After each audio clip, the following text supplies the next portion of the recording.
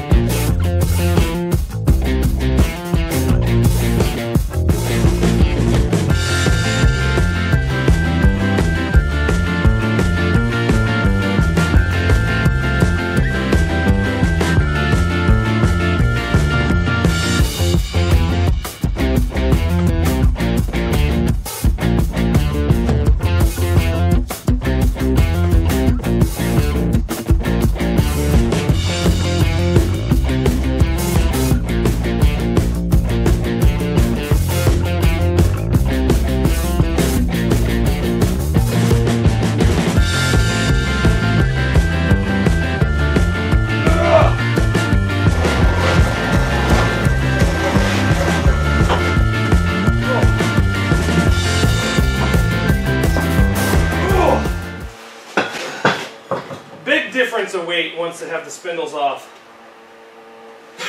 Okay, so there's really not too much we can do.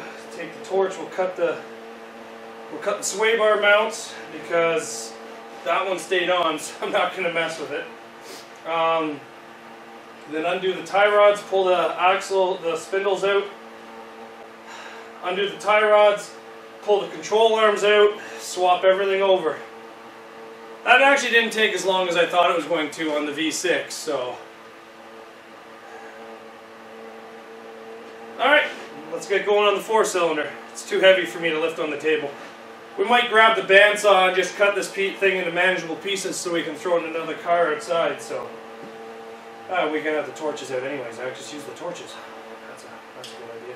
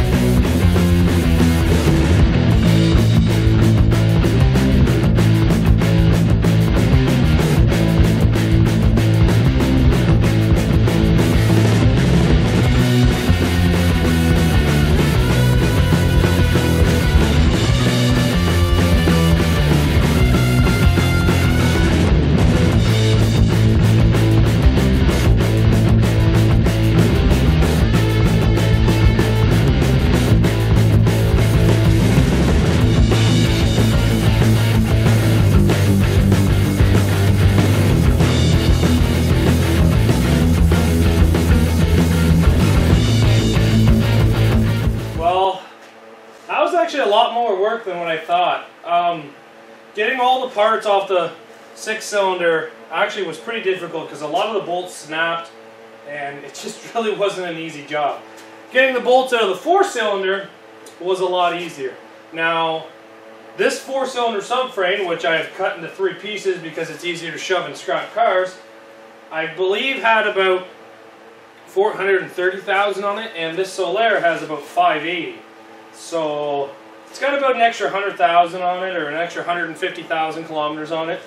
So maybe that might be the reason, but she's not very good. She's kind of punky. But it's what I got, right? So we have the 4-cylinder front mount swapped out, the 4-cylinder back mount swapped out. We have the older style control arms on it. We have the 4-cylinder spindles on it. We have the 4-cylinder steering rack on it because all the V6 stuff is different. But it's getting to the point now where I'm starting to trip a lot over a bunch of stuff that I shouldn't be tripping over, and it's starting to bother me. So I'm going to do a little bit of a cleanup, take out the subframe, take out all the stuff I don't need. Like, you guys can't see it, but I can't really even move around inside the shop because I got 2 motors over there, got an engine crane, I got my torches, I got 2 tire machines, I got tables, I got another car, I got all this scrap, I got wood, I've got tools everywhere. So I'm going to do a little bit of a cleanup and then I'll come right back. We've done a little bit of a cleanup, not a huge one, but it's time to grab that motor and get it ready to go into this subframe. So this is what I mean by running around circles. Having this amount of cars in here and doing this is quite a challenge. It's a giant juggling act is what it is. That's why as soon as that V6 came out, I got rid of it because I don't need it in the shop taking up space. I just took that V6 Camry motor and I threw it in the back of the shop van because I don't need to be tripping over it. All it's going to do is make me unhappy because then I get more stressed out because there's less space to move. So you got to know if it's worth keeping inside or not, and unfortunately, just like the HHR motor, that one's not worth keeping inside.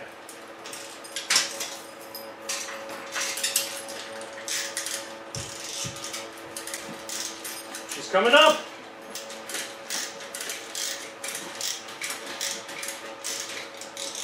Okay, on the move. Ugh!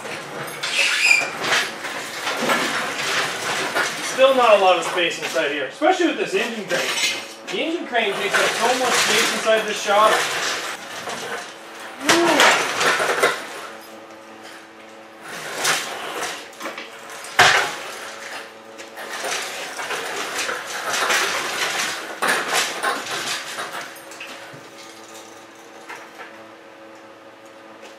The engine crane takes up so much space inside this shop. That's why I try to leave it outside most of the time as well. But can't always leave it outside, I guess. We keep it in a barn or a shed, so it's not exactly sitting outside in the weather, but still sits outside. There's no need for it to be inside the garage. I only use it maybe once a month or once every 2 months, but with the amount of Camry motors I have to be swapping, I'm probably going to be using it a lot more.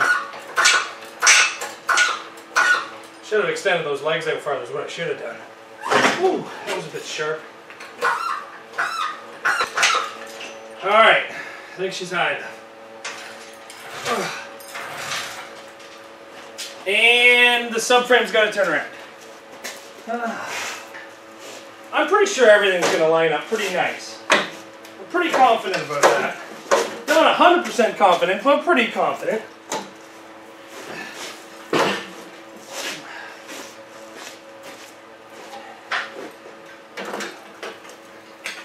Okay, so let's bring the back of the motor mount down just a bit so it goes in those holes.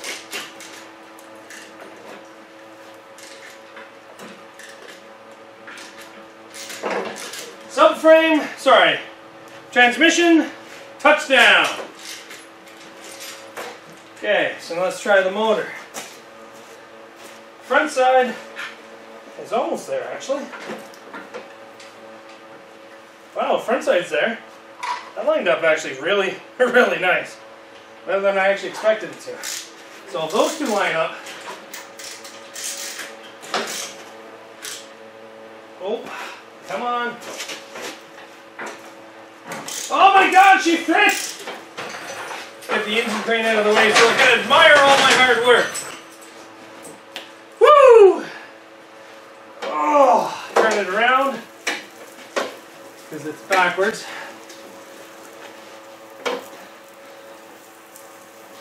Oh. Oh my God, this thing's gonna go in there so nicely. Oh! Oh, that's amazing. Well, there's not a whole lot left to be done, I guess. I was thinking that was going to take a lot longer than that. Well, that actually went a lot better than what I was actually thinking it was going to. Now, the only downside is I took that nut off the rear motor mount and I put it somewhere. I'm not sure where. But motor's on the subframe now. We got all the V6 parts off. We got the 4-cylinder parts on. We had to swap everything. I mean, steering rack, sway bar, lower control arms. We swapped the lower control arms just because it was easier to swap the spindles that way, because we can't use the V6 spindles. We've also swapped out the front motor mount. We even had to swap out some of the return lines for the power steering. But it's in there. It's in there. I'm just going to button up a couple things. I'm going to try to find that last nut for the back motor mount. And other than that, I think that this is almost ready to go in tomorrow. So it's probably about 10 o'clock right now. And I got to be up tomorrow to go to work.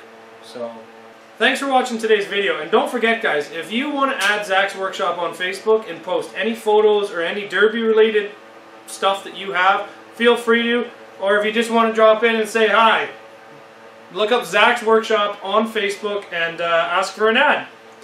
And thanks for watching, guys, and we'll see you back here tomorrow.